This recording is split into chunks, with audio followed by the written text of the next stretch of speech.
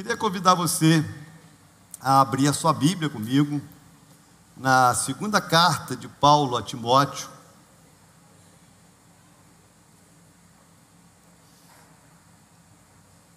Segunda carta de Paulo a Timóteo, capítulo 2.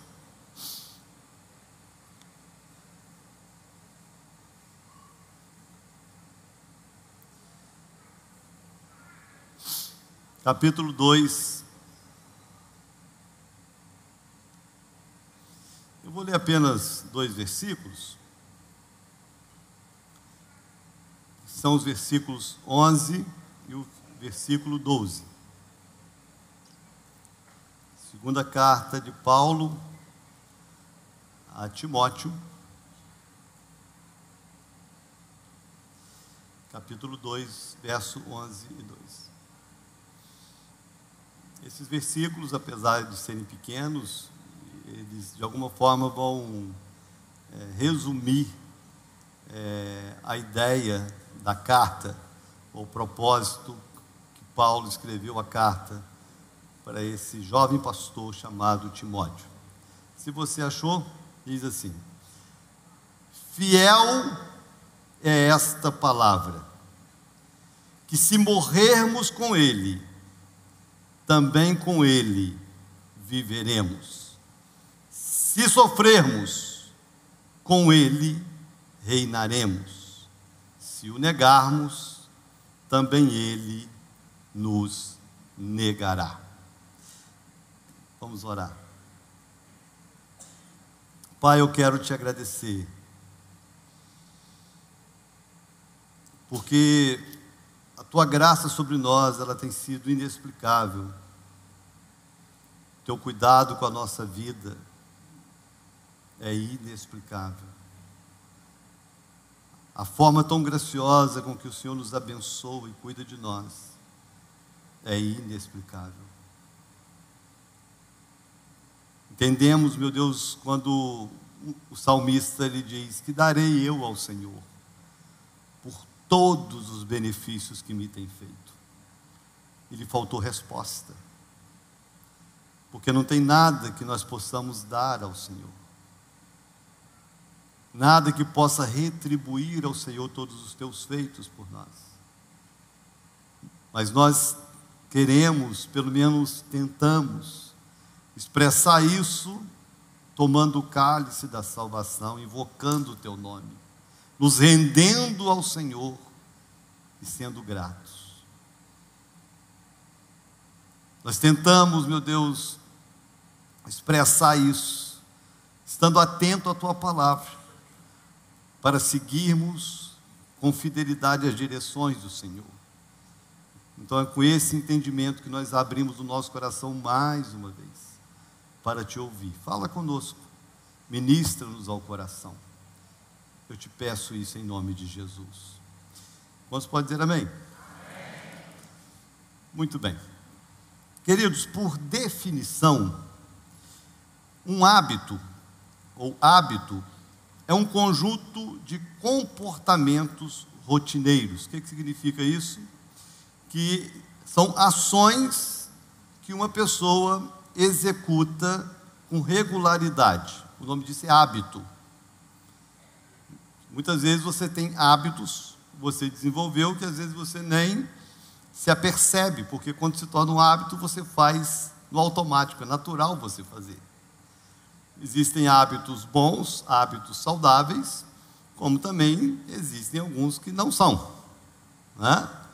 Existem alguns que não são. E segundo um estudo que foi feito, e é interessante porque esse estudo ele começou através da experiência de um cirurgião plástico americano, que ele percebeu que as pessoas, depois de uma cirurgia plástica, elas só notavam a diferença da cirurgia depois de 21 dias. E ele então desenvolveu uma técnica para você criar hábitos. Só que para você criar um hábito, em 21 dias, você forçadamente vai ter que desconstruir hábitos. Porque essa é a parte lógica, né? Para você aprender algo novo, automaticamente você vai ter que desaprender algo. É assim que funciona, né?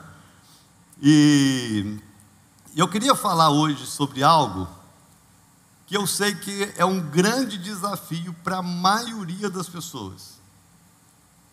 Eu vou falar sobre perseverança. Mas eu não queria falar para você hoje, pensando nessa ideia, nesse tema perseverança, simplesmente como algo específico, numa área específica. Hoje pela manhã nós tivemos o batismo, e uma das palavras que a gente sempre dá para quem se batiza é: persevere na sua vida cristã. E é importante você perseverar na sua vida cristã. Mas eu queria falar para você hoje da perseverança, não como uma prática em áreas específicas, mas você transformar a perseverança no estilo de vida. Você transformar a perseverança num hábito natural em todas as áreas da sua vida. Agora presta atenção, porque é lógico, o texto que eu estou lendo para você, que eu li, que, como eu disse, a carta de Paulo, foi o apóstolo Paulo que escreve, e ele escreve essa carta para um pastor, que foi Timóteo, era seu filho na fé, seu filho de ministério. E quando Paulo escreve essa carta, Paulo, ele estava preso em Roma. E interessante, porque os primeiros anos de prisão de Paulo foi numa casa alugada. Ele ficava dentro de ele tinha o direito de alugar uma casa, e era aquela prisão domiciliar. Só que depois de um certo tempo, ele não pôde mais estar nessa prisão domiciliar, e ele foi preso nas prisões de Roma. E essas prisões, eu tive a oportunidade de visitar uma vez, são túneis frios, gelados, úmidos, e ali ele passou os seus últimos dias até ele cumprir a pena final, que ele foi decapitado. É nesse ambiente que ele escreve essa última carta, que foi a sua última carta mesmo, né? A Timóteo, falando para Timóteo justamente sobre a necessidade e a importância da perseverança na vida. Então, a palavra de hoje, ela não vai soar aos meus ouvidos como a palavra de um coach que vem me motivar. Não é o Pablo Marçal que ganha milhões e vai ensinar o outro a ganhar milhões. Nós estamos falando de alguém que está preso, num lugar frio, condenado à morte, injustamente, porque a sua prisão foi por amor a Jesus, e a sua morte também, por causa da sua fé. E ainda assim ele encontra forças para ensinar e motivar o outro a perseverar, a ir até o final, a não desistir, mesmo não só com as circunstâncias que ele estava vivendo, mas mostrando para esse discípulo que as circunstâncias que esse discípulo iria enfrentar também seria muito difícil, porque é nessa carta que ele fala como que seriam as pessoas dos últimos dias, que ele diz: nos últimos dias virão tempos difíceis, que as pessoas serão arrogantes, que os filhos vão se levantar contra os pais. Só esse mês nós tivemos 2 mães assassinadas por filhos. Não é? Então, Paulo profetizou esse tempo. Paulo escreveu nessa carta a respeito disso, da arrogância, da frieza das pessoas. E ele está escrevendo para um pastor, para mostrar para esse pastor: não vai ser fácil pastorear pessoas, porque as pessoas serão frias, calculistas, arrogantes, desobedientes, mais amante de si mesmo do que amante de Deus, aqui. Mas com tudo isso, não desista, porque se nós vivemos com Ele, nós vamos morrer com Ele. E se nós morrermos por Ele, nós viveremos por Ele. Então ele traz uma palavra para que aconteça o que acontecer, faça da perseverança o seu estilo de vida. Essa é a palavra. A perseverança não pode ser algo pontual. A perseverança precisa ser um estilo de vida. Creio que essa palavra, ela vem num momento específico, estratégico para nós, como eu disse agora há pouco. Faltam um pouco mais de 30 dias para a gente terminar um ano. E não dá mais para entrar ano, sair ano, entrar ano, sair ano, e você fazer promessas e não cumprir, você começar projetos e não terminar, você fazer anotações, lista de alvos e nunca alcançar. Eu estou aqui há 30 anos. Tem gente aqui há 30 anos que todo ano vai ler a Bíblia toda e nunca leu em 30 anos. Tem gente aqui que está aqui há 10, 15, 20 anos e todo ano você começa o ano dizendo: esse ano eu vou emagrecer, e você só engorda. Tem gente aqui que está aqui há 10, 20, 30 anos e todo ano você entra o ano dizendo: esse ano eu vou entrar na academia. E você nunca entrou. Alguns já se matricularam 10 anos e nunca conseguiram fazer mais que uma semana. Porque a sua dificuldade em perseverar é muito grande. Então você precisa não só perseverar em questões pontuais, mas transformar a perseverança num hábito. Essa é a palavra e esse é o desafio. Porque isso aqui, quando vira um hábito, eu entender que isso aqui é algo saudável, é um hábito saudável, eu posso aplicar isso em todas as áreas, principalmente na minha vida com Deus. Porque o que mais tem são pessoas dentro da igreja que não conseguem crescer na vida espiritual, porque não conseguem perseverar nas coisas mais simples.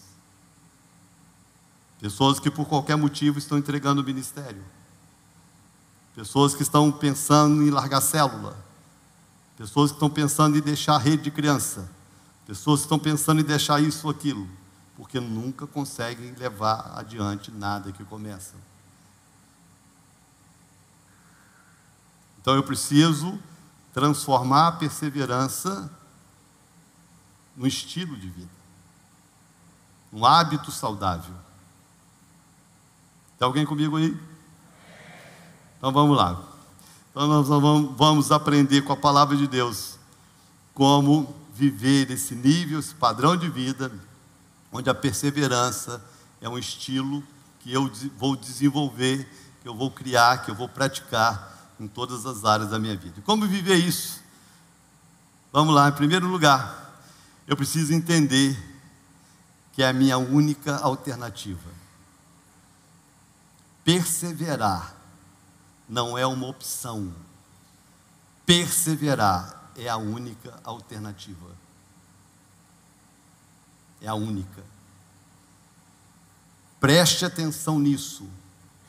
Pare de olhar para a perseverança como uma opção. Eu posso perseverar ou de repente eu não preciso perseverar. Pare de olhar para a perseverança dessa forma. Comece a olhar para a perseverança como o seu único caminho. A única opção que você tem, a única alternativa que você tem é perseverar. Você não tem outra. Presta atenção nisso. Quantos aqui querem morar no céu? Vou perguntar de novo. Quantos aqui querem morar no céu? Quantos aqui querem vencer na vida?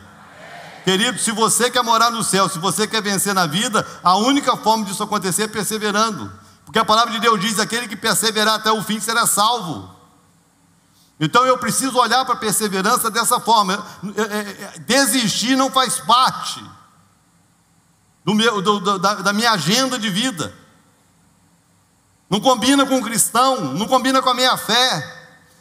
Não combina com Jesus que entrou no meu coração e que eu recebi como Senhor e Salvador. Não combina com Ele. Desistência e cristianismo são duas coisas que não andam juntas. Então eu preciso olhar para a perseverança como a minha única alternativa. Então olhe dessa forma. Quando eu olho para a Bíblia, irmãos, Deus ele é tremendo para ensinar essas coisas para a gente, né? E para ensinar para o povo dele. Tem algumas passagens na Bíblia que eu acho tremendas, assim, que nos ensinam muito a respeito disso. Primeiro, quando Moisés ele liberta a nação de Israel do Egito, Deus não brinca, né? Deus não brinca. Mas quando a gente olha assim de uma maneira meio fria, parece que Deus ele ele é meio cômico, né? Deus parece que ele é meio cômico, acho que a palavra é essa. Porque Deus liberta uma nação que estava escrava há séculos, Ele liberta essa nação e faz uma promessa para essa nação, que vai dar uma terra que emana leite e mel. E quando Deus liberta a nação e coloca a nação na direção da terra prometida, Deus coloca essa nação no caminho mais difícil, na rota mais desafiadora. E a primeira parada é diante de uma situação que não tinha saída. Eu acho que é a primeira vez na Bíblia que eu vejo Deus repreendendo alguém que ora. Já viu Deus repreender alguém que está orando? Principalmente o tal do Moisés, que era o líder, né? Era o líder libertador. E uma das marcas de Moisés foi justamente essa vida de oração que Moisés desenvolveu. Moisés não fazia nada sem orar. Moisés foi o homem que subiu um monte e orou para ouvir a voz de Deus, para pegar a lei, para receber a lei. Era o homem que não fazia nada sem entrar na tenda para ouvir Deus, para estar com Deus. Foi um homem de oração. Foi um homem que teve a revelação da sarça que ardia. Então sempre foi um homem de oração. Só que agora está Moisés com a multidão. Alguns calculam algo em torno de 2 milhões de pessoas no deserto, encurralado. À frente tinha um mar, atrás vinha o exército de Faraó, o exército inimigo. Ao lado tinham montanhas que não tinham como eles escalarem, né? E ele começa, o texto diz que Moisés clamou ao Senhor. Quando ele clama ao Senhor, a resposta de Deus para Moisés foi assim: por que clamas a mim, Moisés? Diga ao povo que marche. Olha que palavra. Eu estou encurralado. Quando eu estou encurralado, o único lugar que eu consigo olhar é para cima, é orar. E Deus nesse momento chega para Moisés e de alguma forma Deus está dizendo: Moisés, não é tempo de orar, é tempo de caminhar, é tempo de perseverar. Quem mandou você parar? Quem mandou você parar? Diga ao povo que marche. Ele não está perguntando se tem mar, ele não está perguntando se tem inimigo, ele só mandou o povo perseverar. Porque não tem alternativa, voltar não dá mais. Olhar para os lados não resolve. Só me resta olhar para frente e caminhar. Essa é a palavra. Mas tem um mar, mas Deus abre mar. Sim ou não? E se não abrir mar, Ele faz andar sobre as águas, sim ou não? Irmãos, a gente canta essas coisas, mas na prática a gente quer recuar. Só recua quem olha para recuar como uma opção. Mas para nós recuar não é opção, porque a única opção que temos é perseverar. E eu preciso olhar para a perseverança dessa forma. Muitas vezes Deus vai te colocar em situações onde você só vai ter que caminhar. Então caminha. Parar não é uma opção. Você pode falar isso com a pessoa ao seu lado? Diga para ela assim: parar não é uma opção.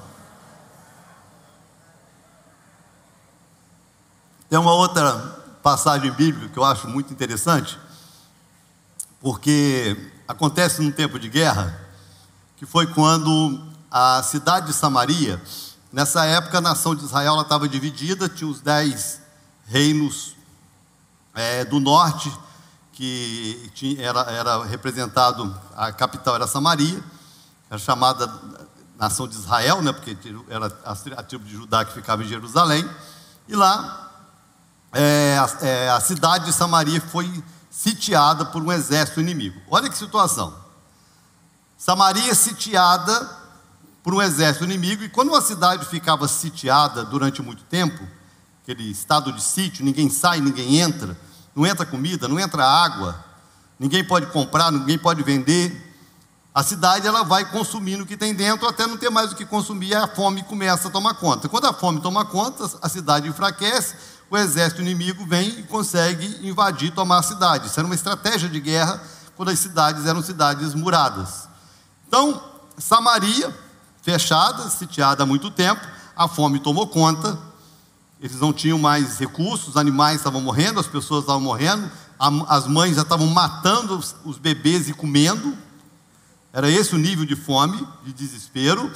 Só que tinha uma prática da época, que quando tinha determinadas doenças que eram contagiosas, principalmente a lepra, quando tinha alguém leproso, o leproso não podia viver dentro da cidade murada, para ele não contaminar a cidade inteira. Então os leprosos, eles viviam fora da muralha. Então nesse tempo, tinham 4 leprosos fora da cidade. Aí eles fizeram uma reunião. Eu fico imaginando a cena: a cidade estava fechada, o exército inimigo por lá de fora, sitiando para ninguém entrar, ninguém sair, e os 4 leprosos fizeram a reunião. Disse: gente, presta atenção, a gente está com lepra, é uma questão de tempo, nós vamos morrer de lepra. Se a gente entrar na cidade, a gente vai morrer de fome, porque não tem o que comer na cidade. Se a gente for até o arraial do inimigo, que é a única opção que a gente tem, o máximo que pode acontecer é o exército inimigo nos matar. Mas se a gente ficar aqui, a gente morre. Se a gente entrar na cidade, a gente morre. Então é melhor morrer, pelo menos morrer tentando fazer alguma coisa. E eles então resolvem ir até o arraial do inimigo. Quando eles chegam lá, estavam em silêncio. Eles entram na primeira tenda que eles encontraram, não tinha ninguém. Eles entram na tenda, comem tudo que tinha que comer, pegam tudo que eles podiam pegar, levam para casa, voltam, entram na segunda tenda, comem. Aí fala assim: gente, a gente não pode ficar com isso só para nós. Nós precisamos anunciar na cidade, para que a cidade também tenha o que comer.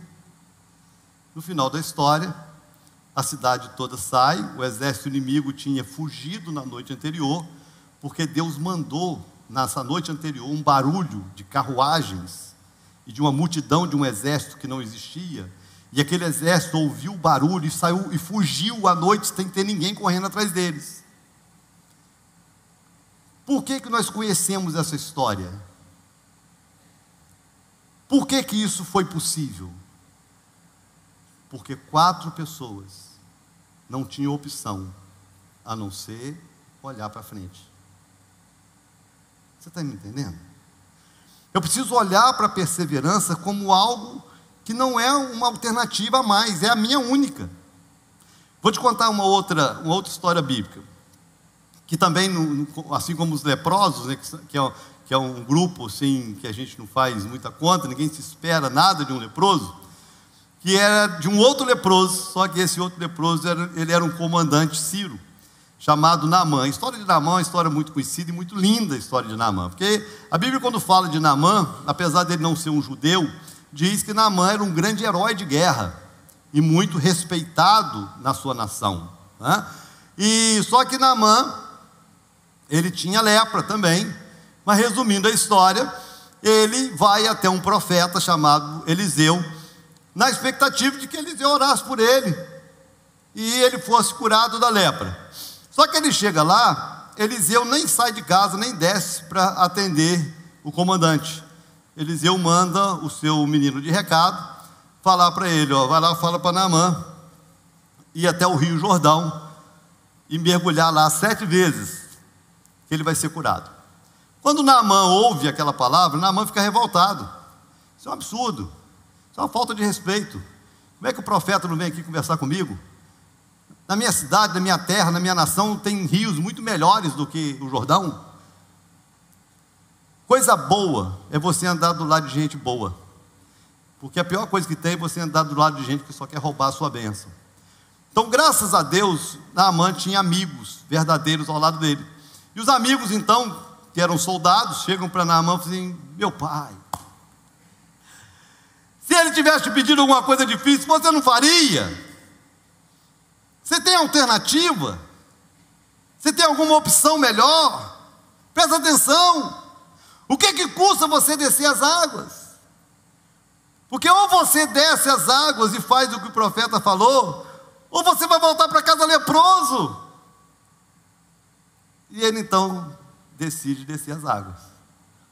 E a história de Naamã termina que depois que ele mergulha 7 vezes, a sua pele se torna como a pele de um bebê, ele sai curado.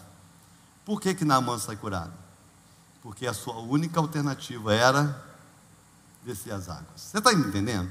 Eu preciso olhar para a perseverança dessa forma. Se você desistir, você nunca saberá o que Deus tem para você. Se você desistir, você nunca viverá as promessas que Deus fez para você. Se você desistir, você nunca vai alcançar a plenitude daquilo que está preparado para você amanhã. Você só vai alcançar isso se você perseverar. Então a sua única alternativa é perseverar. É assim que é a vida. E é da perseverança que depende tudo. Eu estava agora, antes de começar o culto, fazendo um casamento. Fazendo um casamento e falando para os noivos: aconteça o que acontecer, persevere. Eu acho barato, né? Às vezes, inclusive, eu quero, antes do final do ano, eu vou ver aí com o pastor Jonas, quando é que termina o seminário, que eu quero fazer uma reunião para os casados da igreja. Eu vou fazer uma reunião para os casados da igreja. Porque o que tem de gente, por causa de crise momentânea, por causa de qualquer... Eu posso, por mais sério que seja a sua crise, eu posso afirmar para você que a sua crise é besteira. A sua crise é bobagem diante do que Deus tem para você. A quantidade de casais que tem na igreja em crise, pensando em chutar o balde, pensando em desistir, pensando em jogar a família no lixo. E o que eu acho barato, lindo, é que quando a gente posta lá, que eu tenho 30 anos de casado, que eu tenho 31 anos de casado, que eu estou em lua de mel em Portugal, um monte de gente, minha referência, meu casal referência. Sabe por que a gente tem 31 anos de casado? Porque minha mulher é perfeita.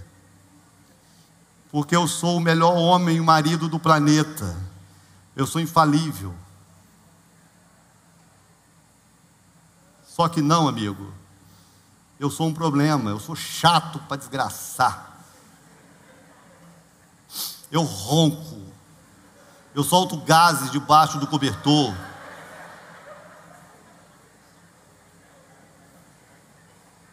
Eu perturbo ela. Para conviver comigo, só ela. Ninguém mais me suporta além dela. E não pense que ela é esse docinho de coco que sobe aqui e ora. Já me deu vontade de torcer o pescoço centenas de vezes. Então, quando você olha para um casal que deu certo, não é porque esse casal vive no paraíso, porque foi no paraíso que Adão e Eva transformou o paraíso no inferno. É porque é um casal que simplesmente decidiu perseverar, porque não tem outra opção.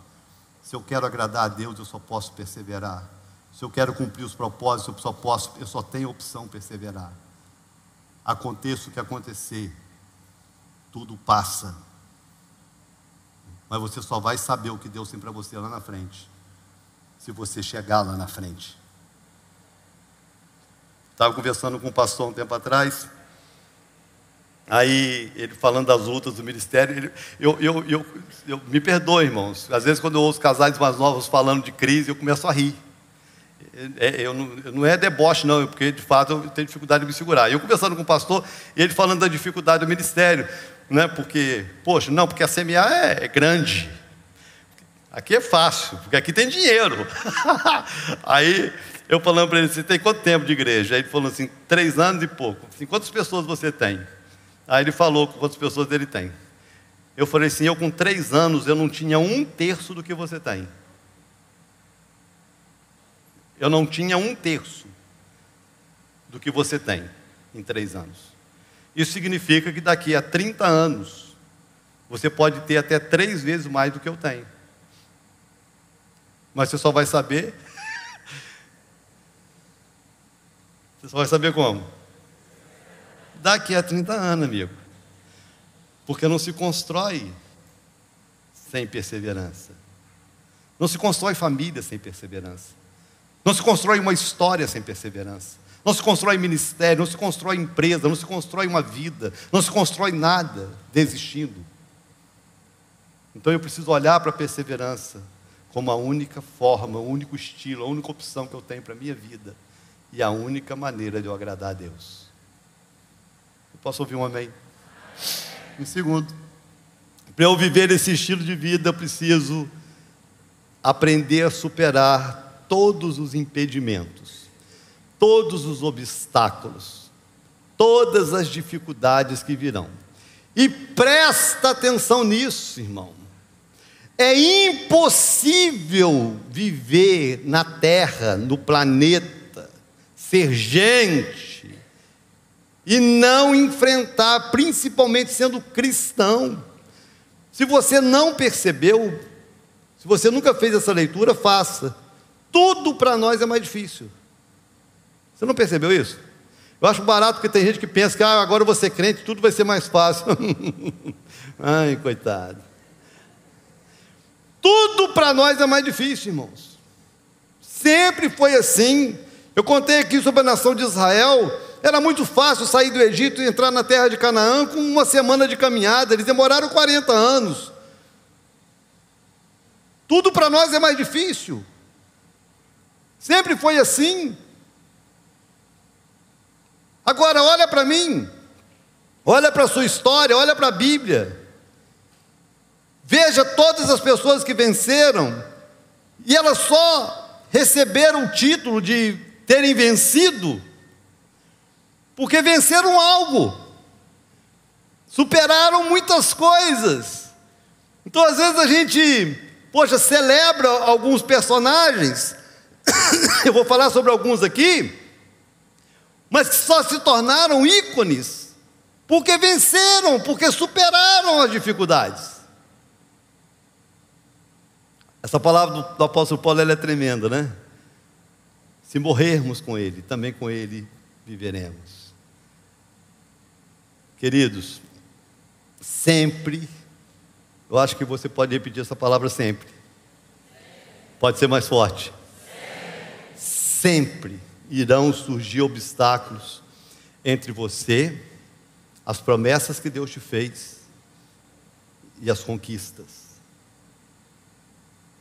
Sempre entre você, as promessas e as conquistas, sempre surgirão obstáculos. Seja um Golias na vida de Davi, seja uma muralha como na vida de Josué, sempre. E eu preciso entender isso, que obstáculo não é algo para me parar, obstáculo é algo para eu superar. Obstáculo, de alguma forma, é uma forma de Deus me treinar e me fazer melhor. Não existe um obstáculo que Deus permita se levantar contra mim, que Ele não seja capaz de me fazer vencer e superar. Se Deus permitir um obstáculo na sua frente, é porque Ele sabe que você é capaz de vencer. Senão Ele não tinha permitido. E eu preciso, no projeto de vida, perseverança, aprender a superar o que vier.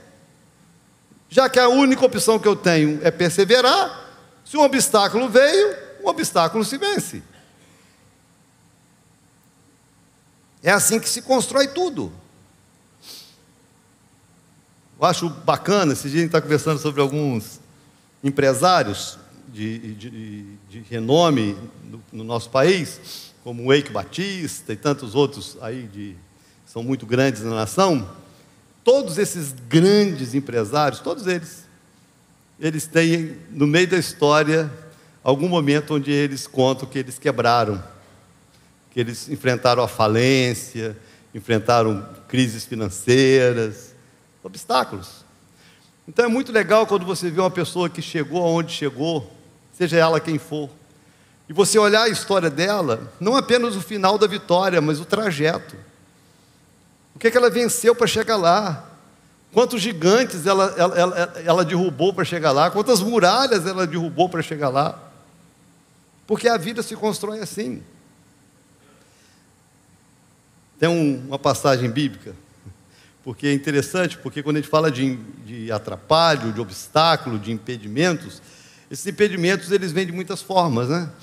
Muitas vezes os impedimentos eles estão muito mais na sua cabeça do que na sua vida real. Não sei se você sabe disso, mas a maioria dos argumentos que faz com que as pessoas desistam são de coisas que nunca vão existir. Tem pessoas que estão com medo de sair de casa porque um avião pode cair na cabeça dela. Depois que a pandemia acabou, teve gente que ficou 1 ano sem sair de casa com medo da pandemia, que já tinha acabado. Então, o que impedia ela não era o vírus, o que impedia ela era a bactéria da cabeça. O problema estava aqui, ó. Então, os maiores obstáculos, eles estão aqui. Quer ver uma coisa que tem causado muita crise no casamento? Uma coisa que a gente sempre trata aqui, família, casamento. Tem muita crise de casamento que se levantou uma barreira entre o marido e a esposa por causa de uma noia que um dos dois criou aqui em relação ao outro, de uma insegurança que só está dentro de você, mas que ela de fato você nem tem o direito, nem argumento para ter, mas que você criou isso dentro de você. Isso impede você de ter uma vida feliz, um relacionamento abençoado, porque você criou dentro de você. Esse obstáculo está aqui, ele não existe. Porque o meu marido está me traindo, porque minha mulher está assim, está assado. Jesus, que a minha mulher não me ama mais, porque o meu marido não me ama mais. Está aqui, só está aí. Você acha que se o outro não quisesse mais você, ele estava com você? O que te segura? O que segurou? Nada. A única coisa que segura o outro do seu lado é você. Ainda mais nos dias de hoje. Então, se alguém quer estar com você, é porque quer estar com você. E se você acha que não quer, é nóia da sua cabeça. Aí a pessoa vai criando obstáculo dentro dela mesma. Então, os maiores obstáculos para as pessoas vencerem na vida não são obstáculos reais, são obstáculos que foram criados na mente. São argumentos que ela gerou dentro dela mesma de coisas que não existem. Além disso, um obstáculo assim, que é um desafio para muitas pessoas, é a opinião dos outros. Olha a experiência na Bíblia. Jesus estava passando por Jericó. Por aonde? Jericó. Jesus estava passando por Jericó e era muito comum, Jesus caminhava com a multidão. E multidão é multidão, multidão é um barato, né, irmãos? Porque a multidão está lá, a multidão, aquelas pessoas que estão ali perto de Jesus, possivelmente algum perguntando: Jesus, como é que foi aquele milagre? Como é que o senhor fez aquilo? Né? Eu fico imaginando assim, né? Aquelas pessoas conversando ali: Jesus, como é que está Maria? Como é que estão seus irmãos? Né? Aquelas pessoas estão ali pertinho. Mas é multidão, então tem aquele laço de gente para trás. E lá atrás tem gente que está falando nada a ver. E é um monte de gente falando, um monte de gente conversando, a multidão. E multidão caminhando, barulho de gente andando, de gente conversando, ninguém entende nada, ninguém ouve nada. Tá certo? Aí ele passando na beira do caminho tinha um cego. E o cego começa a gritar: Jesus! Jesus! Tem misericórdia de mim! Jesus, filho de Davi, tem misericórdia de mim! Quando ele levanta muito a voz, aquilo começa a chamar a atenção e começa a incomodar algumas pessoas. É o que me chama a atenção. É quando eu estou querendo buscar Deus e isso incomoda o outro. Não deveria incomodar. A minha busca de Deus não deveria incomodar ninguém, né? Mas ele está buscando, mas incomoda. E quando incomoda, as pessoas que estavam ao redor dele falam para ele: para de gritar. Não perturbe o mestre. Qual foi o momento que Jesus reclamou do cara estar gritando? Jesus reclamou dele estar gritando? Jesus reclamou dele estar clamando? Não. Deus não está incomodado de você estar gritando. É só quem está incomodado é quem está do lado. Aí a pessoa que está do lado e que está incomodada porque você está querendo buscar Deus, começa a criar argumentos para te calar. Não incomode, não incomode, não incomode, não incomode. E as pessoas vão vindo. Você está incomodando. Pare de perturbar. Isso não vai chegar a lugar nenhum. Isso não vai dar em nada. Desista. Você entendeu? Aí o cara continuou gritando: Jesus, filho de Davi, tem compaixão de mim. Jesus parou a multidão inteira. Sabe por que Jesus parou a multidão, irmãos? Porque esse moço, ele perseverou, ele não desistiu. Ele não permitiu que os argumentos contrários o calassem. Ele não permitiu que os desistidos o deixassem enfermo como eles eram. O maior enfermo não era o cego, o maior enfermo eram os incrédulos que estavam ao lado. Jesus parou a multidão e mandou trazer: traga ele. Aí ele vai até Jesus. E Jesus faz a pergunta que todo mundo quer ouvir. Todo mundo quer ouvir essa pergunta, né? O que você quer que eu te faça? Fala sério, irmãos. Fala sério. Você na sua luta, você na sua crise, você na sua guerra, Deus chega para você e fala assim: meu filho, o que você quer que eu te faça? Essa é a pergunta que todo mundo quer ouvir. E sabe por que ele ouviu? Quem mais a multidão ouviu? Quem que estava à beira do caminho que ouviu? Ninguém. Só aquele que não desistiu é que ouviu. Aí ele falou para Jesus: eu quero voltar a ver, Jesus.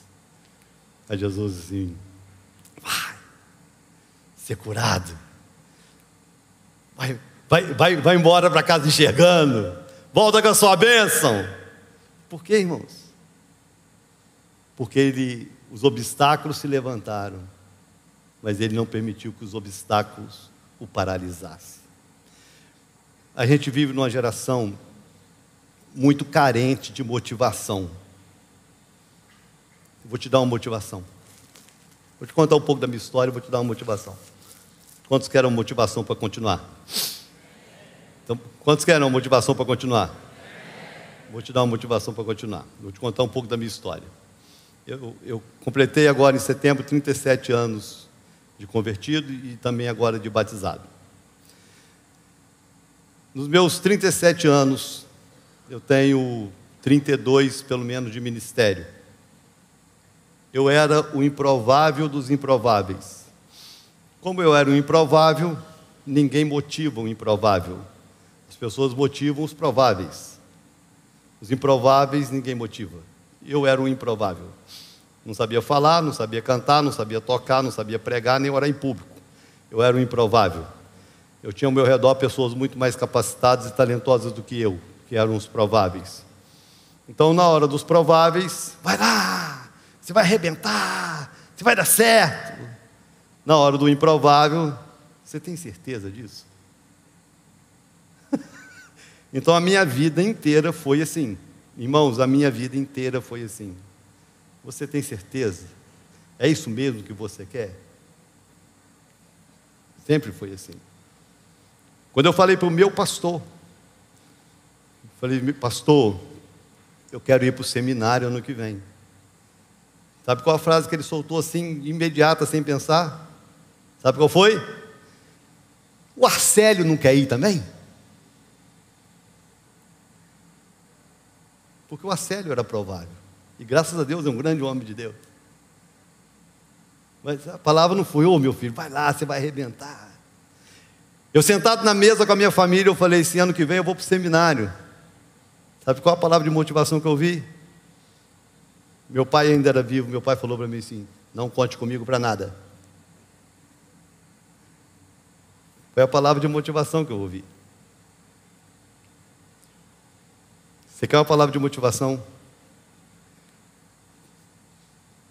Pegue tudo, pegue toda a torcida negativa, contrária, pega todo o argumento contrário, todo o argumento dos desistidos, pega tudo aquilo que as pessoas falam: você não vai dar certo, isso vai ser difícil, você não vai chegar a lugar nenhum, isso é grande demais para você. Pega isso tudo, transforma em gasolina aditivada, amigo, põe no seu tanque e parte para cima. Porque se você ficar dependendo de alguém do seu lado, o que alguém do seu lado vai dizer é: para de incomodar a Deus, isso não vai dar em lugar nenhum. Você pode pegar isso e desistir, ou você pode pegar isso e transformar em combustível e partir para cima. Eu ouvi uma frase esses dias que dizia: a única pessoa que vibra quando você se torna melhor que ele é o seu pai. E tem muitos pais que nem torcem isso para os filhos. Mas se tem alguém que torce para você ser melhor que ele, são seus pais. Fora isso, dificilmente alguém vai torcer por você. Se você quer chegar a algum lugar e está esperando alguém aplaudir, se você quer chegar em algum lugar e está esperando alguém dizer, vai lá, o único empurrão que você vai levar é para te derrubar, amigo. A vida é assim, seja bem-vindo à história da humanidade. O mundo é assim. O mundo não conspira a seu favor. O diabo não vai abrir portas para você. A vida não vai facilitar a sua história. O que Jesus disse para nós é: no mundo tereis aflição, não é no mundo tereis facilidade. Se eu quero transformar a perseverança num estilo de vida, vencer o obstáculo, irmãos, tem que ser igual tomar café e comer pão toda manhã. Nada para quem sabe onde quer chegar.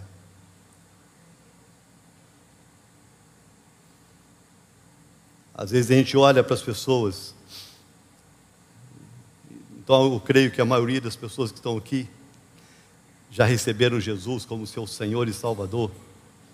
Amém? Mas eu queria que você olhasse para Jesus não apenas como aquele que te substituiu na cruz, mas eu queria que você aprendesse a olhar para Jesus como alguém que é exemplo para você.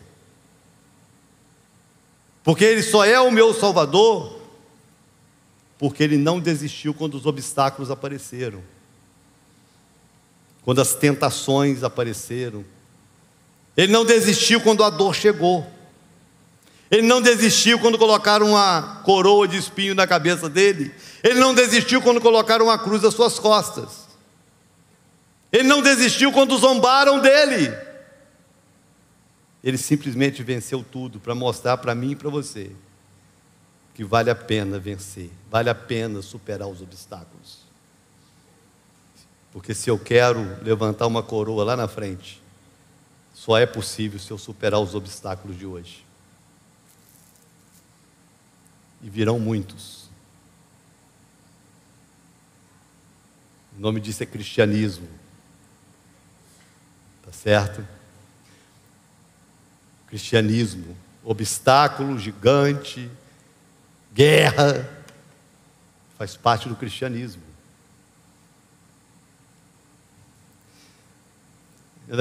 Ainda tem alguém comigo aí? Terceiro, se eu quero transformar a perseverança no estilo de vida, em terceiro lugar, eu preciso olhar para as experiências dos outros. Eu sempre falo isso, irmãos, é algo que é uma prática minha, mas eu sempre ensino isso para a igreja. Quem é a sua referência? Isso é muito importante a gente saber. Quem é a sua referência? Para quem que você olha? Porque para quem você olha é igual a quem você será. Então é muito importante você saber escolher as suas referências, tanto na Bíblia como na sua história, na sua vida. Porque, por exemplo, a Bíblia, que para mim uma das coisas encantadoras na Bíblia, como um livro de história, nem levando em conta a palavra de Deus, mas como livro de história, é que a Bíblia ela não esconde as falhas dos seus heróis. Ela não esconde o pecado de Davi, ela não esconde a mentira de Abraão, ela não esconde, não é? E ela não esconde também a desistência de muitos homens que eram para ter sido ícones na história de Israel, na história bíblica, e se tornaram uma grande vergonha. Um exemplo, o rei Saul. Tem muita gente que fala, não, Saul foi uma derrota, porque não foi Deus que escolheu Saul. Mentira. Deus escolheu Saul, Deus ungiu Saul, Deus transformou o coração de Saul. O problema é que Saul não perseverou em seguir a Deus. Saul terminou a sua vida invocando uma macumbeira, invocando espíritos, fazendo despacho na encruzilhada. O grande rei. Mas eu posso escolher olhar para Saul e ser igual a Saul, ou que nunca adulterou, que nunca pecou assim, nunca cometeu nenhum pecado grave nesse sentido. Mas eu posso olhar para Davi. Um homem que até caiu, que até adulterou, que foi um péssimo pai, mas que termina a sua história como um grande rei, como o maior rei de Israel, e um homem segundo o coração de Deus. Então a Bíblia me dá referências. Para mim, uma referência que é tremenda na Bíblia são os 12 espias. Essa história, para mim, ela define isso aqui. Moisés mandou 12 príncipes. Presta atenção, porque isso é muito importante.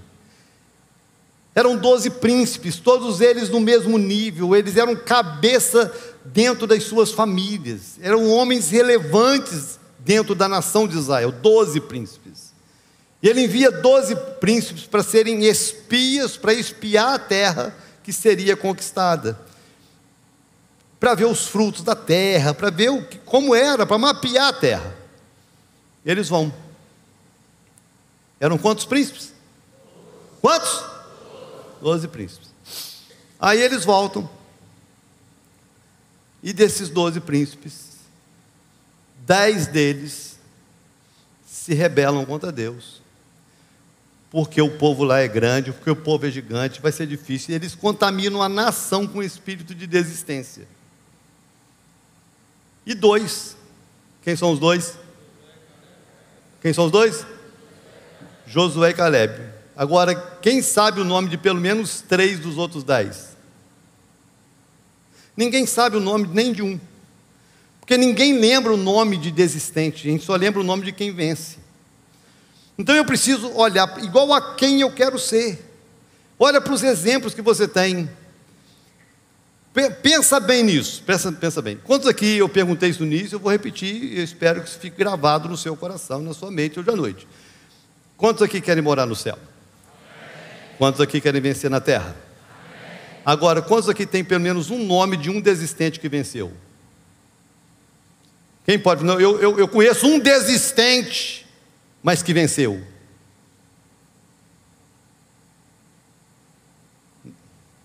Não existe, irmãos. Então, se você quer vencer, você tem que parar de olhar para desistente. Você tem que parar de olhar para derrotado. Você tem que olhar para quem venceu. Até mesmo porque olhar para derrotado é bom, né? Olhar para derrotado, eu tenho assim algumas práticas da minha vida. Eu sempre agradeço muito a Deus pela sua vida. É uma prática lá em casa, a gente orar e agradecer a Deus por você, agradecer a Deus por aqueles que já passaram, agradecer por aqueles que estão dando frutos em algum lugar. Mas eu também agradeço por aqueles que passaram aqui e só me deram dor de cabeça. Sempre eu agradeço, irmãos. Tem algumas pessoas que passaram aqui que não deixaram saudade nenhuma. Nenhuma. Só fizeram M, só deram dor de cabeça, só deram prejuízo, só problema. E eu confesso que é até difícil encontrar alguma coisa para dizer obrigado porque me ensinou isso de bom. Mas tem gente que passou aqui e não ensinou nada de bom, só fez besteira.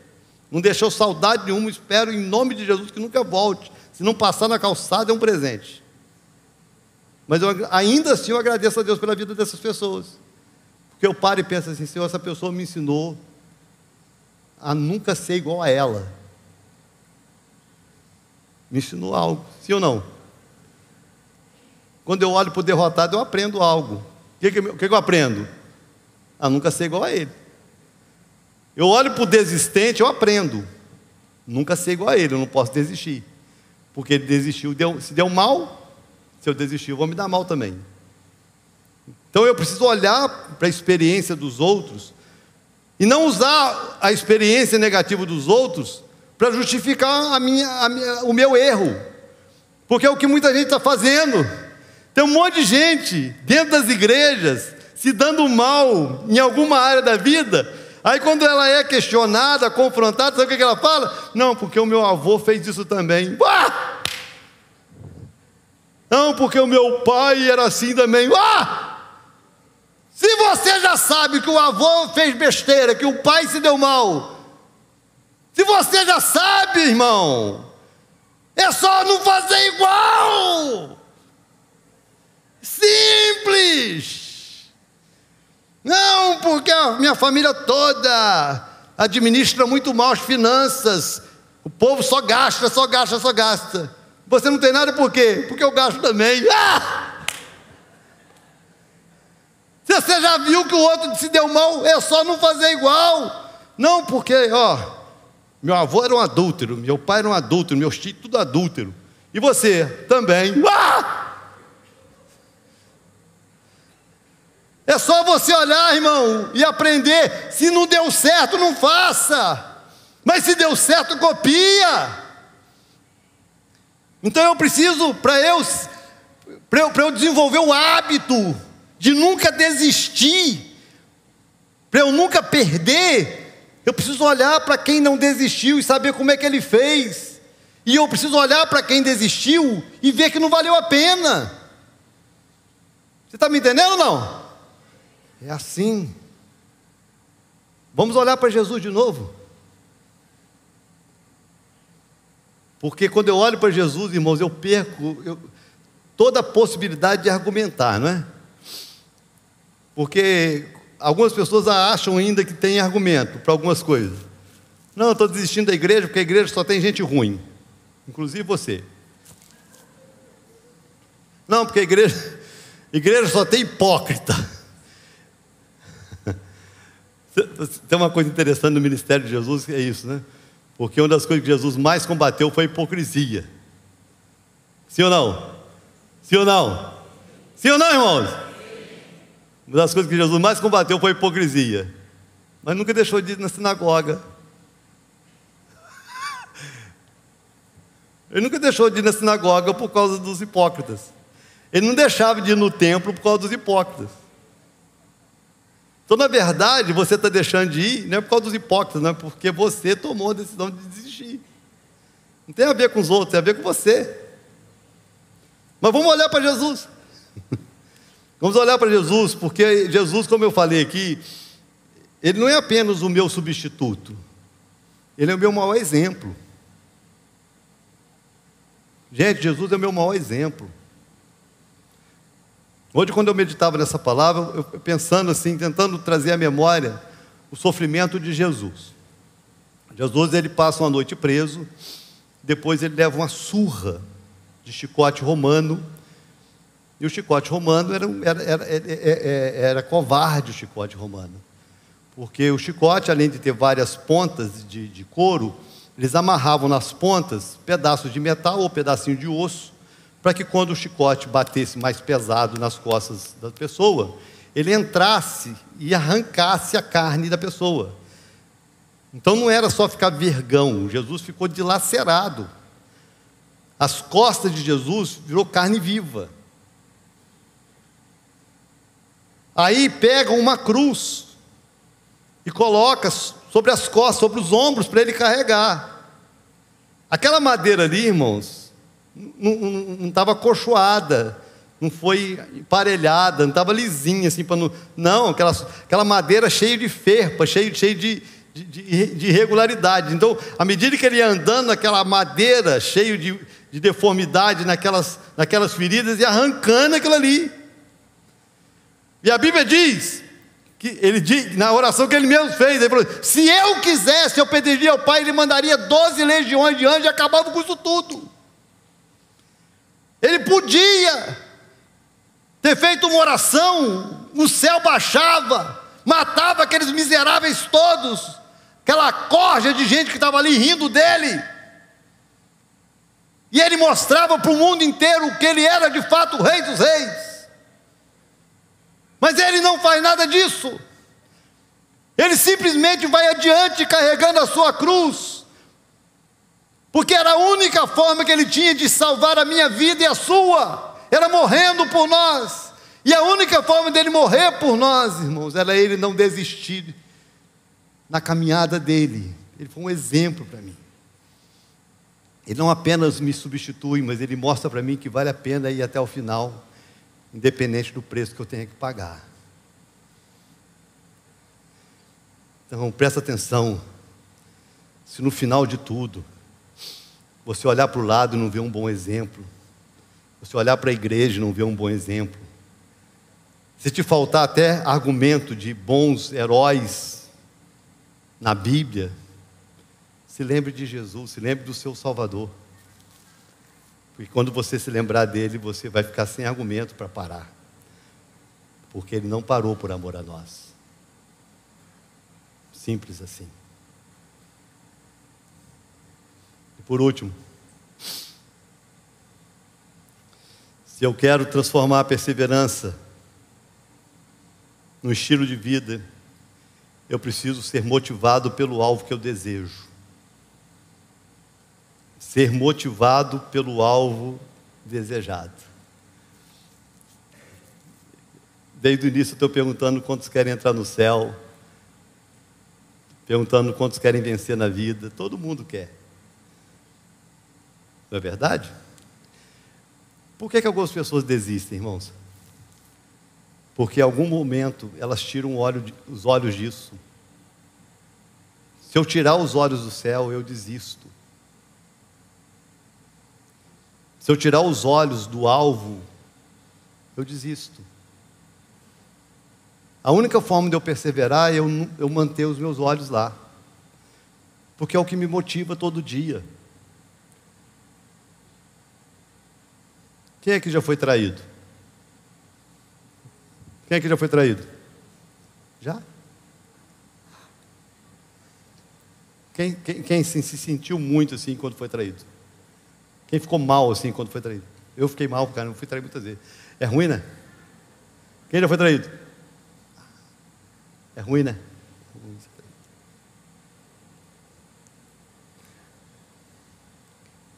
Quem é que já pensou em desistir alguma vez?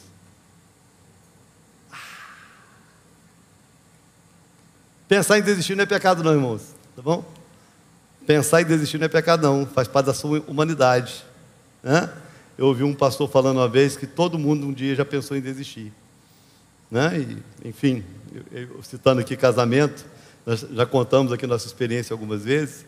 Esses dias eu contei de novo, tem algumas pessoas que ficaram escandalizadas, né? Minha mulher, na verdade, gravou um vídeo, né? Gravou um vídeo, a gente estava em uma das nossas luas de mel, que a gente vive lua de mel. Nossa vida é uma lua de mel, né? Então a gente comemora os 30 anos, fica um ano de lua de mel dos 30 anos, aí ano que vem nós vamos fazer 31, um ano comemorando 31 anos, nossa vida é uma lua de mel. Namora pra caramba. Não tanto como eu gostaria, mas... Não,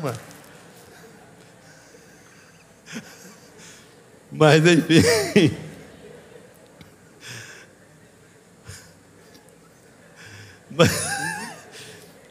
Mas enfim, aí a gente, ela gravou um vídeo falando, foi no lugar que nós passamos a nossa lua de mel quando a gente casou, e ela gravou lá falando que há 30 anos atrás, quando nós estávamos no mesmo lugar, na nossa lua de mel, com uma semana de casado, nós entramos no carro, decididos a anular o casamento. Eu fiquei sabendo que o casamento com até 7 dias você pode anular, aí você não fica como divorciado, você fica como não casado. Então dava tempo de anular e eu não ser divorciado, né, para não ter esse no meu currículo, pastor divorciado, essa coisa. Então, com uma semana nós entramos no carro e falamos assim, vamos anular enquanto há tempo. Entramos no carro, irmãos. Cenas que eu vou levar para a minha vida inteira. A gente estava de lua de mel em Cabo Frio. Eu tinha uma Brasília, né? A vantagem da Brasília é que ela faz mais barulho dentro do que fora, então não dava para ouvir tanto o choro um do outro. E a gente vai, toque, toque, toque.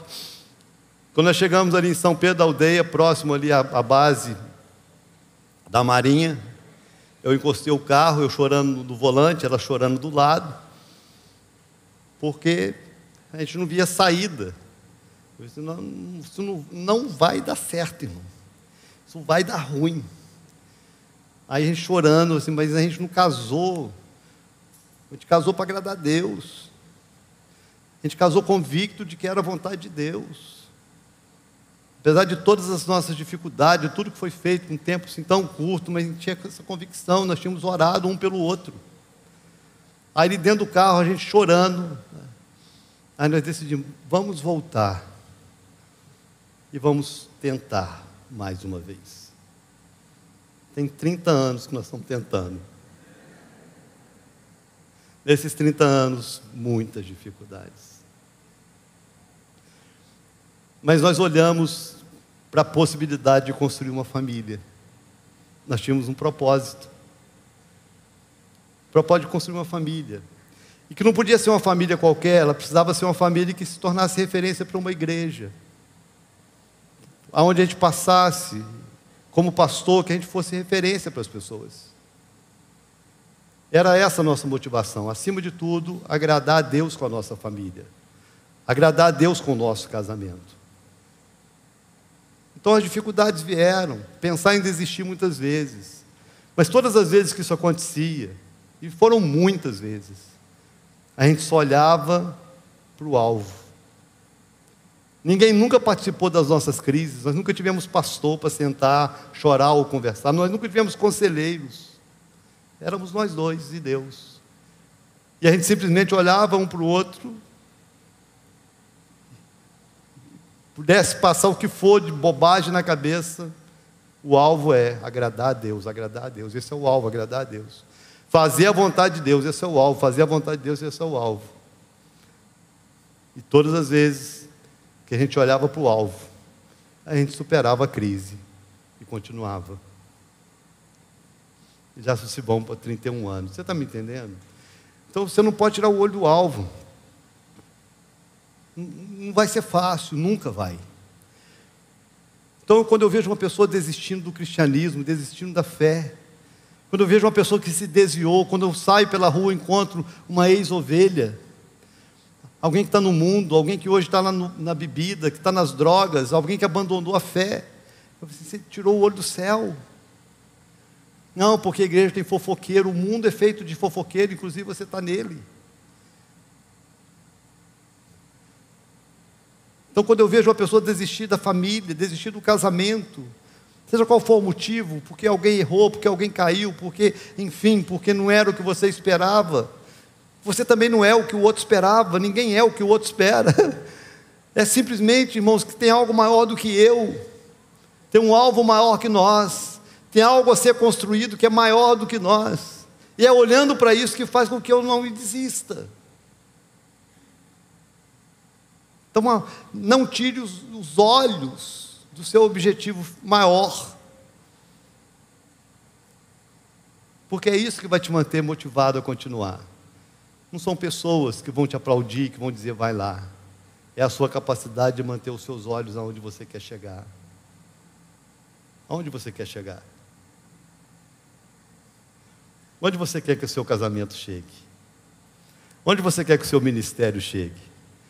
Onde você quer que a sua fé te leve? Pensa aí.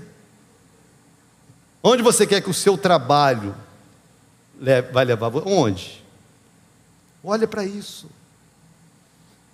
Se você mantiver os seus olhos no lugar certo, tem algumas frases, irmãos, que me acompanham assim há muito tempo. Não existe vento contrário para quem tem alvos definidos. Essa frase eu li no livro há 30 e tantos anos e essa frase me acompanha. Não existe vento contrário para quem tem alvos definidos. Quando eu estava pedalando, hoje eu estava me lembrando disso, quando eu comecei a pedalar, eu saí aqui da rua, aqui na academia, eu ia até o final da 7 de setembro e voltava para casa. Eu fiz isso durante mais de uma semana e eu achava o máximo. Fui até lá como é que chama lá, o sambódromo, e até o sambódromo fazia a volta e voltava para casa. Dava uns quase 5 quilômetros, arrebentei, quase 5 quilômetros. Um dia eu falei assim, eu vou até o final da Arthur Bernardes. O dia que eu fui até o final da Arthur Bernardes, o meu marcador de quilometragem bateu 10 quilômetros. Meu irmão, eu cheguei em casa tirando onda. Pedalei 10 km, 10 km, 10 km. Arrebentei. Um dia, nós fomos pedalar, eu, minha mulher e o Renan. O Renan está aí? Não está não, né? Graças a Deus. eu, minha mulher e o Renan pedalar. Vou te mostrar o que é o objetivo. Nós fomos pedalar. Aí nós fomos lá para o lado aqui de Martim Lage. Aí fomos até Martim Lage. Quando chegou em Martim Lage, minha mulher falou que queria tomar caldo de cana. Aí o Renan falou assim, tem um caldo de cana aqui na frente, depois da curva. Aí Mas então vamos, é logo ali depois da curva. Aí fomos, passou Martinlage, tem uma curvazinha, lá na frente tem uma reta enorme. Aí ele falou, é depois da curva. Mas ele não está fazendo a gente de bobo, não. Ele é um boca aberta. Ele também não sabia onde estava o caramba do caldo de cana. Aí nós fomos até o final daquela reta enorme. Chegou lá no final da reta, quando nós fizemos a curva, não era ali depois da curva, era depois da outra. Ele vai dizer, não é aqui não. É depois da outra curva. Aí nós pedalamos. Aí foi. E chegou na outra, também não era, irmão. Não, é depois da curva. E nós fomos depois da curva. No final, nós chegamos até na casa do tio dele, que possivelmente tinha um caldo de cana, mas não tinha mais. O caldo de cana não tinha mais, o homem não estava fazendo uma caldo de cana. Aí agora só tinha caldo de cana lá em Cajueiro. Poxa, pedalar até aqui, não tomar o caldo de cana, vamos até Cajueiro. Nós fomos até Cajueiro, irmãos, tomar o caldo de cana. O caldo de cana mais difícil que eu tomei na minha vida. Porque quem nunca pedalou, no dia que você pedalar, você vai entender. Tem umas estradas, e essa aqui para Gruçaí, ela tem um vento contrário na ida e na volta. Quando você vira a bicicleta, parece que o vento vira com você. Tem um satanás aqui que venta contra a bicicleta, que tudo que você faz de força é contra você. É uma doideira que você vai para lá com o vento contrário, quando você volta pensando agora o vento te empurra, o vento vira junto. E é contrário, na ida e na volta. Eu sei que, irmãos, nós fomos lá tomar o caldo de cana, e depois nós viemos querendo matar o Renan, é logo ali depois da curva, irmão. Nunca mais a gente esqueceu da frase, é logo ali depois da curva. Depois desse pedal, eu tive semana que eu pedalei mais de 400 quilômetros numa semana. Eu montei numa bicicleta que fui parar em Santo Antônio de Pádua, sozinho. Eu montei na bicicleta que fui parar em Itaperuna, para ver minha mãe. No dia do aniversário dela, eu cheguei lá de bicicleta.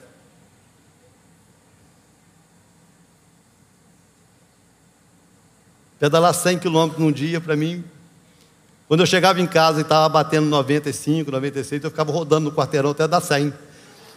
Eu achava uma vergonha eu chegar em casa com um marcador em 95, não, tem que bater 100. Aí eu ia até na Way, ficava rodando até bater 100. Mas começou como? Indo até o final das 7, 8, tomar caldo de cana, ali depois da curva. Quando você sabe onde quer chegar, nada te para. Quando você sabe o valor daquilo que você quer alcançar, nada te para. Mas quando você perde a noção dos valores, qualquer coisa é argumento para você desistir. Quanto vale a sua família? Quanto vale o seu casamento? Quanto vale a salvação de um filho, de um marido? Quanto vale para você a sua vida eterna? Acima de tudo, quanto vale para você agradar a Deus? Porque se você pensar nisso, se essa for a sua motivação, perseverar para você vai ser algo natural. Eu não sei o que é desistir. Eu não sei o que é desistir. Porque eu sirvo um Deus que nunca desistiu de mim. Quantos aqui pecam? Quem é que pecou hoje? Ah, pecou? Deus desistiu de você? Não. Então não existe argumento para a gente desistir. Só queria que você saísse daqui entendendo isso. Eu vou te desafiar hoje, antes da gente orar para terminar. Nossa, falei pra caramba. Eu queria que você pensasse em algo que você tem muita dificuldade. Vou colocar algo básico, certo? Nós vamos terminar o ano. E na virada do ano é um desafio para todo ano a gente lança. Ler a Bíblia toda durante o ano. Eu já li a minha Bíblia toda esse ano, já estou terminando o Deuteronômio. Já estou na minha leitura de 2025. Tá certo? Então presta atenção que eu vou lançar um desafio para você que quer crescer numa área. Vou colocar na leitura bíblica, tá bom? Como é que você faz? Que é o que algumas pessoas erram. Estou cansado de ver pessoas errando. Pessoa, eu preciso fazer uma atividade física. Primeira coisa que ela faz é comprar uma esteira. Sabe para que vai servir a esteira? Para quê? Pendurar roupa, cabide. Não compre esteira. Você quer fazer esteira? Paga uma aula numa academia, contrata um personal trainer, dá um jeito para você sair de casa. Tá bom? Vou começar a fazer esteira. Aí o primeiro dia que ela sobe na esteira, ela faz 5 quilômetros. Ela não vai fazer esteira 3 dias. Quer apostar? Ela não faz esteira 3 dias. Mas eu quero fazer esteira. Quer fazer esteira? Começa a fazer 10 minutos. Quantos aqui querem ler a Bíblia toda ano que vem? Você vai começar amanhã. Como? Lendo um capítulo. Quantos capítulos? Não são 2, não são 3, não são 4, não é a Bíblia toda, não é um livro inteiro. Um capítulo. Você vai ler um capítulo todos os dias, durante os próximos 21 dias. Aconteça o que acontecer, você não vai tomar café, não vai ligar o seu celular, não vai entrar numa rede social enquanto você não lê um capítulo. Durante os próximos 21 dias. Depois de 21 dias, isso vai virar um hábito na sua vida. Você vai no automático acordar e ler a Bíblia. Depois que virar um hábito, você já terminou o livro de João. Você vai começar no Evangelho de João. E você que nunca conseguiu ler um livro inteiro, você vai ler em 21 dias o Evangelho de João. Quando você terminar o Evangelho de João, terminei o Evangelho de João. Aí você vai fazer mais 21 dias. Nos próximos 21 dias, você vai ler 2 capítulos. Quantos capítulos?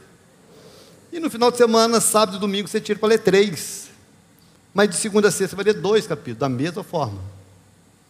Quer começar a fazer esteira? Faça só 10 minutos. Mas faça 21 dias direto. Depois que você fizer 21 dias, todos os dias, 10 minutinhos, começa a correr. Nós temos um monte de professor de educação física aqui, de personal trainer. Procure alguém para te orientar. Me ajuda aí, me dá uma orientação aí. Comece devagar. Mas transforme isso num hábito. Quantos aqui querem crescer na vida espiritual? Comece a orar. 10 minutinhos por dia. Dobre o seu joelho todos os dias, 10 minutos. Você não precisa ficar 1 hora orando, porque se você orar amanhã 1 hora, depois da manhã você não ora nem meia. Transforme num hábito. Eu vou marcar uma reunião com todos os casados da igreja. Porque tem muito casamento esfriando, porque perderam a prática de coisas boas. Há quanto tempo você não dá um beijo de verdade na sua mulher? Beijo de verdade, assim. Aquele. Largou ela sem fôlego. Aquele que você dava quando namorava. Você lembra quando você namorava, que você era noivo, que você ficava beijando escondido na escada? Lembra? Que depois que você casou você não fez mais? Aí a gente vai ouvindo essa turma falando, Cláudio Duarte, essa turma falando, né? O cara vai sair de casa, aí o cara chega do almoço, o cara só dá beijo quando quer sexo. Vou deixar para a reunião para eu te falar como fazer. Só os casados, para não deixar o solteiro passando luta. Mas transforme em hábito, começando com pequenas coisas. Você entendeu? Se você sair daqui entendendo que você não pode desistir mais de nada, perseverar vai ser algo natural para você. Queria que você ficasse de pé comigo.